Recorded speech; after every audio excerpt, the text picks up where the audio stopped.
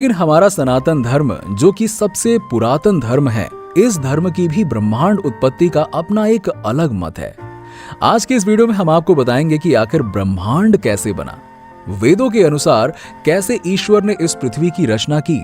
आज की वीडियो आप सभी के लिए होने वाली है बेहद खास, इसलिए इस वीडियो को बिना स्किप किए हुए अंत तक जरूर देखिएगा। दोस्तों, आखिर किसने रचा ब्रह्मांड, ये सवाल आज भी उतना ही ताजा है जितना कि प्राचीन काल में हुआ करता था। ईश्वर के होने या नहीं होने की बहस भी प्राचीन काल से चली आ रही है। एक तरफ अनिश्वरवादी मानते हैं कि ये ब्रह्मांड खुद से बना है, लेकिन वहीं ईश्वरवादी इसे ईश्वर की रचना मानते हैं। दोस्तों, माया भगवान की ही शक्ति है तथा वो किसी दिन बनी नहीं है, बल्कि वो अनादि है और उसी माया की शक्ति से ये संसार प्रकट हुआ है। वैसे तो माया जड़ है और इसका मतलब यह है कि अपने आप कुछ नहीं कर सकती, परंतु भगवान अपनी इच्छा अनुसार माया को सक्रिय कर सकते हैं। हालांकि माया एक शाश्वत ऊर्जा और भगवान की शक्ति है। दूसरे शब्दों में माया एक दिमाग रहित और निर्जीव ऊर्जा है।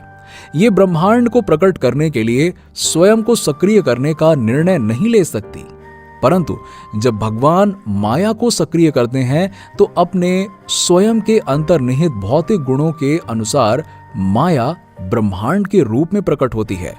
ब्रह्मांड की उत्पत्ति के विषय में वेद ऋग्वेद कहता है कि सर्वप्रथम कुछ भी नहीं था, यहां तक कि आकाश भी नहीं था। केवल परमेश्वर था जो अपनी अद्वितीय अद्भुत सामर्थ्य से सांसें ले रहा था। सर्वप्रथम उसमें इच्छा उत्पन्न हुई कि विश्व ब्रह्मांड की उत्पत्ति हो। ऐसी इच्छा परमेश्वर के हृदय में आते ही शब्द रूप ब्रह्मा प्रकट हुआ, जिससे एक अद्भुत अलौकिक अकल्पनीय अचानक अग्निपिंड प्रकट हो गया। पहला भोग रूप प्रकृति, दूसरा उसका भोग करने वाला जीव उसमें प्रवेश करके उसका विस्तार करने लगा और उसमें निरंतर विस्फोट होने लगा, जिसमें सबसे छोटा ब्रह्मांड हमारा है, इसकी उत्पत्ति हुई। हमारी पृथ्वी लगभग 4 अरब वर्ष पुरानी हो चुकी है। जैसा कि पृथ्वी आज हमें दिखाई देती है, वो प्रारंभ में वैसी बिल्कुल नहीं थी। ये शुरुआत में सूर्य से निकलने के कारण सूर्य के समान भयंकर ज्वलनशील गैसों का अग्निपिंड थी। फिर इसे अरबों साल तक ठंडा किया गया। उसके बाद एक विशाल धूमकेतु अंतरिक्ष से आकर हमारी पृथ्वी से टकराया, जिसकी वजह से पृथ्वी के 2 टुकड़े हो गए और उसके बाद एक छोटा टुकड़ा, जिसे हम चंद्रमा कहते हैं, वो पृथ्वी से 4,84,000 किलोमीटर दूर हो गया और पृथ्वी का चक्कर लगाने लगा। जब पृथ्वी के 2 टुकड़े हो गए, इसके बाद पृथ्वी पर बहुत सालों तक सूर्य का प्रकाश पृथ्वी पर यानी कि पृथ्वी की सतह पर नहीं आ सका।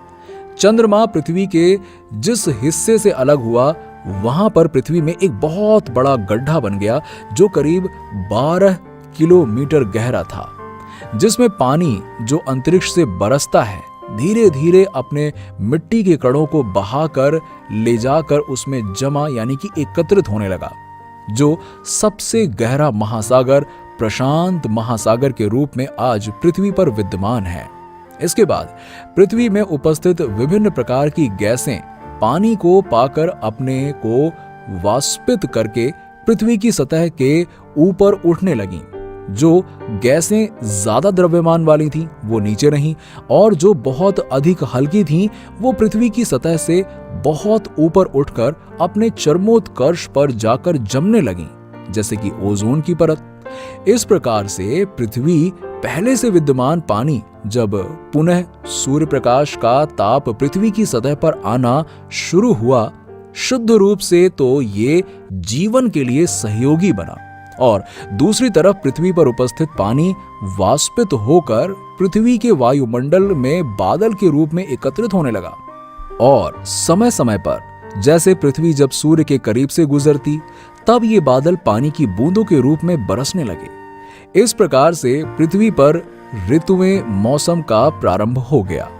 अब तक पृथ्वी पर पानी का बहुत बड़ा भंडार जमा हो चुका था। कई लाखों साल अंतरिक्ष से बारिश होने के कारण जब पृथ्वी पर सूर्य का प्रकाश नहीं आ रहा था, उस समय पृथ्वी की सतह ठंडी होने के कारण सारा वाष्प जो पृथ्वी की सतह से ठीक ऊपर जमा था, कई 1 किलोमीटर, वो सब जमकर बर्फ का रूप धारण करने लगा और पृथ्वी बहुत अधिक ठंडी हो गई।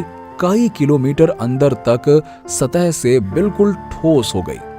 इसके बाद पृथ्वी पर उपस्थित समंदर से हिमालय रूपी सर्वप्रथम पर्वत का जन्म हुआ, जो समंदर की सतह से आज लगभग 9 किलोमीटर ऊंचा है और आज भी वो बढ़ रहा है।